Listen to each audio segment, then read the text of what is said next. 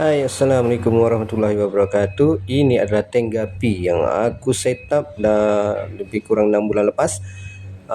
Dan air dah nampak berkurangan kat sini. Sebenarnya aku ada buat penukaran air lah, cuma yang ni dah sebulan lebih tak tukar air, jadi nampaklah air tu berkurangan. Dan ada kesan-kesan watermark dekat bahagian atas ni. Caranya senang je aku nak hilangkan watermark ni. Aku guna kertas pasir halus 1000.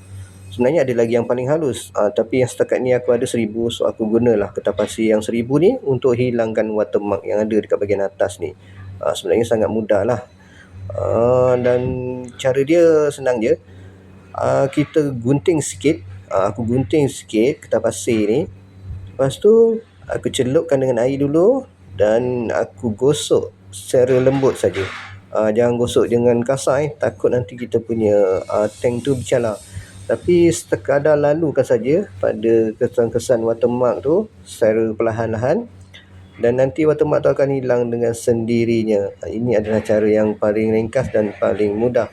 Cuma kalau kerak watermark yang terlalu lama, dah terlalu tebal tu, agak sukar lah sebenarnya untuk hilang.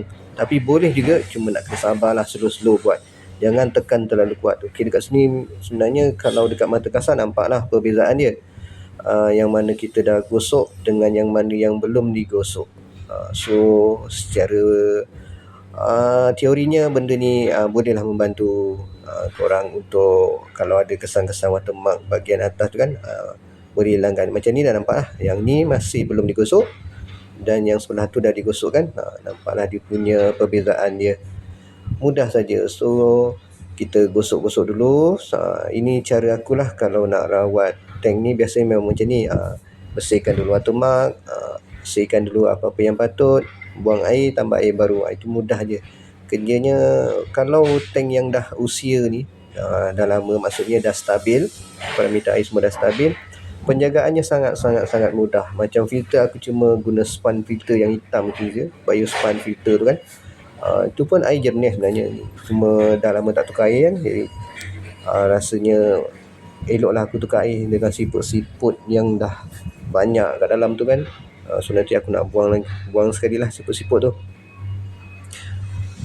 Dengan kayu-kayu ni, nampaknya dah macam berdebu-debu gitu kan. Lepas tu ada siput-siput tu. Nampak tak siput-siput tu? Nanti kita akan sedut lah siput-siput tu, keluarkan. Dekat daun yang bahagian atas ni pun nampak juga ada siput-siput dekat situ.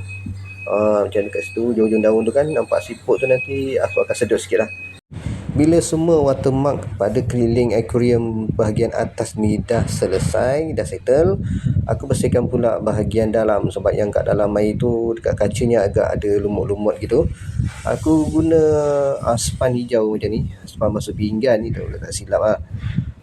Celupkan aja, gosok secara perlahan. Yang belah dalam ni tak perlulah guna kertas pasir. Guna span macam ni, kita gosok-gosok, hilangkan lumut-lumut atau algi yang melekat pada kaca akuarium tu lah. Sambil-sambil tu, kalau nampak ada siput-siput tu, kita jatuhkan dulu ke bawah macam tu. Nanti senang kita nak sedut dia. Jatuh-jatuhkan dulu ke bawah. Macam ni kan, nampak kan siput-siput ni mengganggu. Sebenarnya siput-siput ni kalau untuk mata, pandangan mata memang menyakitkan lah kan. Menyakitkan hati pun ada juga. Tapi sebenarnya siput ni bagus dia dapat membantulah. Kalau macam ada makanan-makanan yang jatuh kat bawah tu, nanti siput akan settle. Lepas tu lumut-lumut hijau tu pun dia makan juga. Dia makan juga. Jadi kalau nak buang tu, janganlah buang sampai habis semua. Takut nanti ekosistem dalam akuarium kita tu nanti akan terganggu. Langkah seterusnya kita beralih kepada pokok-pokok pula. Biasa aku akan cek lah daun-daun pokok yang mana yang dah lama, yang dah teruk-teruk sikit tu, aku buang je, potong je. Tak payah tunggu atau simpan daun-daun tu kan, sebab dia boleh mengganggu pembesaran pokok. Macam tu, pokok kita nanti lambat nak membesar ataupun nak keluar tunas baru tu, dia agak lambat lah sebab daun-daun lama tu kan. Yang macam tu nampak, yang belakang tu sebenarnya daun dia dah agak buruk tu. Nanti gunting je, aku pakai gunting macam ni. Gunting je bahagian pangkal dia tu, potong.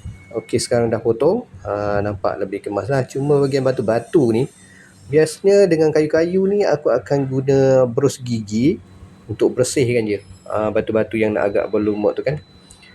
Guna je brush gigi lama macam ni, jangan dibuang. Jadi kita boleh guna pakai semula untuk bersihkan lah tu. Batu-batu tu gosok je pelan-pelan.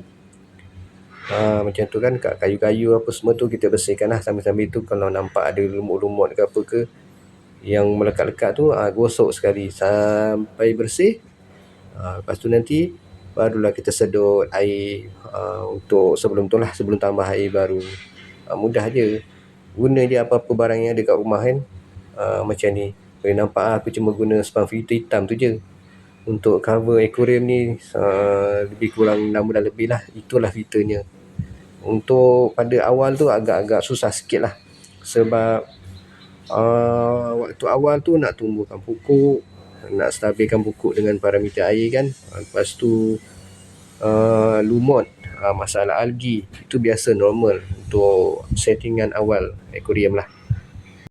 Bila semua dah settle, dah berus, nampak clear kat situ, barulah aku sedut air lama ni untuk buang lah air lama ni. Gunakan sedutnya macam ni kan.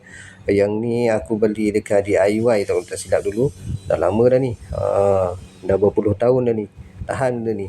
Depan ni masukkan dengan penyambung pipe macam tu untuk mudahlah sedut-sedut dekat air lama tu. Lepas tu sambil-sambil sedut sekali siput-siput tu dengan kotoran-kotoran yang ada dekat bahagian dasar.